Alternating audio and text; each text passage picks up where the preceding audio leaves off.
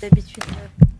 Nous allons à présent évidemment changer de sujet et précisément aborder ce qui se passe dans l'émission RMC After Foot dont fait partie notamment Daniel Riolo, qui est la cible d'un appel au boycott sur les réseaux sociaux. Et je trouve que c'est passionnant ce qui s'est passé parce que Caroline Yadan, qui est un député de la Renaissance, est venue sur le plateau de nos confrères d'RMC pour rapporter une mission flash de l'Assemblée nationale sur les dérives communautaristes et islamistes dans le sport. Elle a simplement pris la parole, c'est un rapport flash dont elle était à l'origine. Et ça crée au sein de l'Afterfoot, qui effectivement est une radio le soir qui fait un grand débat sur un tel tollé, simplement qu'elle rapporte ça, qu'il y a eu des excuses de la direction et du présentateur. Donc je vous propose d'abord d'écouter ce qu'a dit Caroline Yadan, qui est donc, je le répète, députée Renaissance. On veut imposer les voiles. Pardon, moi je suis une femme. Qu'est-ce que dit le voile, au-delà même de ce qu'il représente d'un point de vue politique par rapport aux frères musulmans, puisque c'est l'étendard des frères musulmans. Et parce que alors pour vous, le voile, c'est de l'islamisme. Non, attends. C'est ce que vous dites. Je vais dire juste deux choses.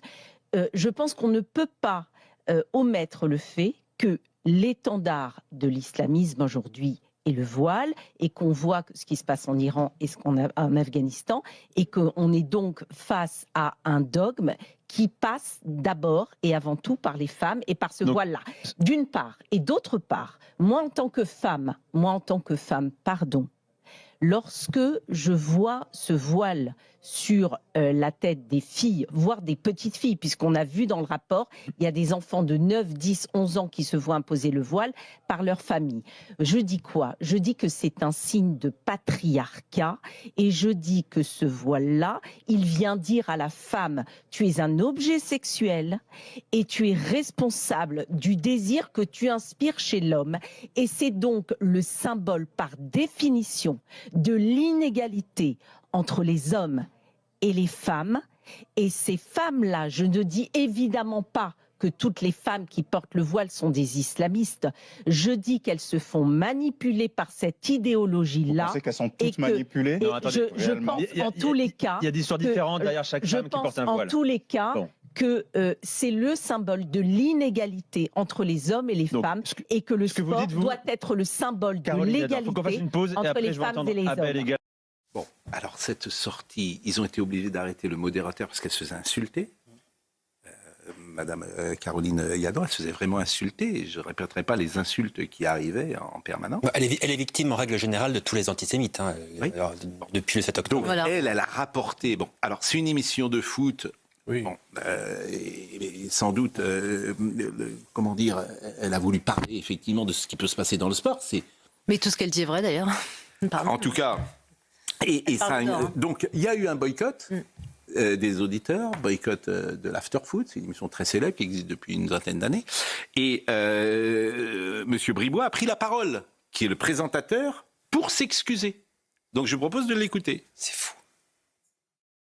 Je veux revenir sur ce qui s'est passé jeudi dernier, qui a fait énormément réagir les auditeurs de l'After. Jeudi dernier, la présence de la députée Renaissance Caroline Yadan dans l'After a choqué beaucoup d'auditeurs qui ont exprimé leur déception sur X. Je veux dire ce soir à tout le monde que si nous avons choqué toute une communauté, eh bien, c'est que nous avons raté cette soirée, clairement. Et j'en suis sincèrement désolé. Walid Archerchour, qui était venu d'ailleurs sur notre plateau quand on faisait dans le temps à cette heure-là, d'ailleurs, 20h foot, il y a de nombreuses années. Parce que la députée défendait justement le fait qu'il n'y ait pas de communautarisation. Mais oui, parce qu'il parle de quoi ? Il n'y a pas de communauté en France, je le rappelle. Hein. Non. Elle proposait... A priori, il dit on a une heurté. Je rappelle qu'il n'y a pas de communauté en France. La République est une et indivisible. Bien sûr. C'est l'article 1 de la Constitution. De ce fait, il n'y a pas de représentativité des communautés, donc elle a parfaitement raison.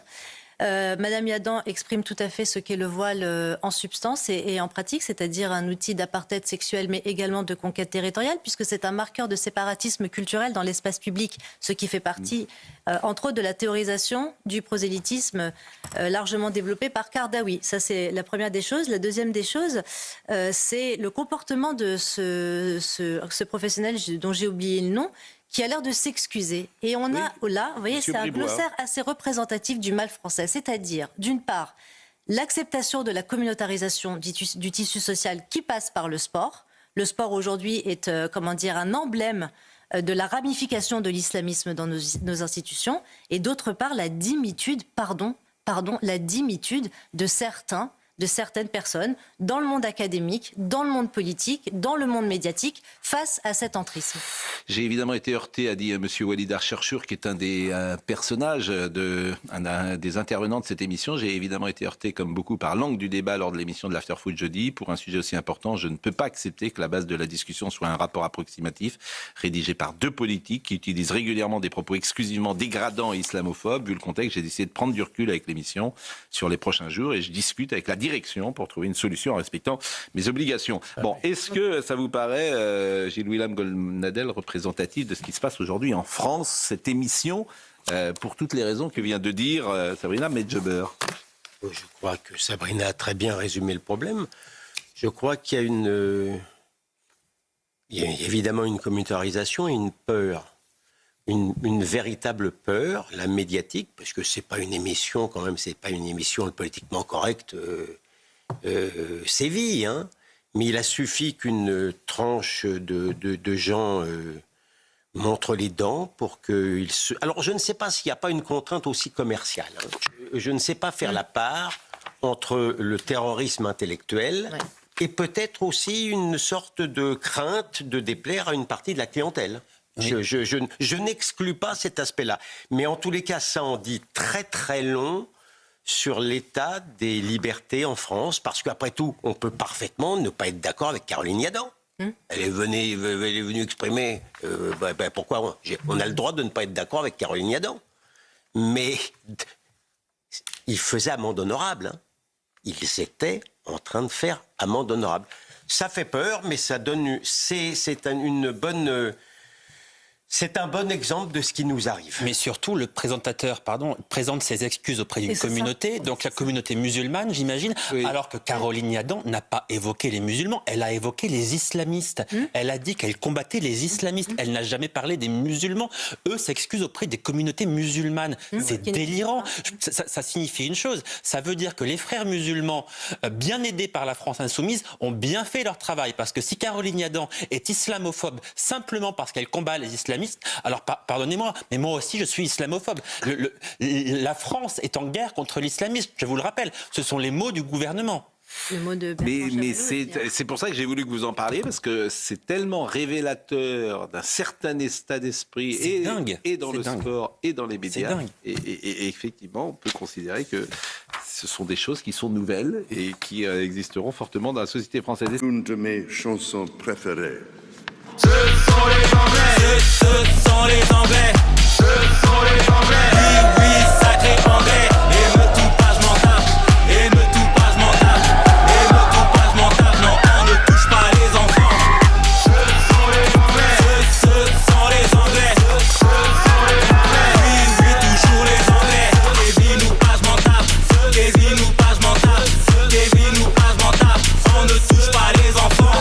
Ce sont les Français. Ce sont les Anglais de Nicolas Malone, disponibles sur YouTube et Spotify, iTunes, Deezer, l'hymne de la France des émeutes.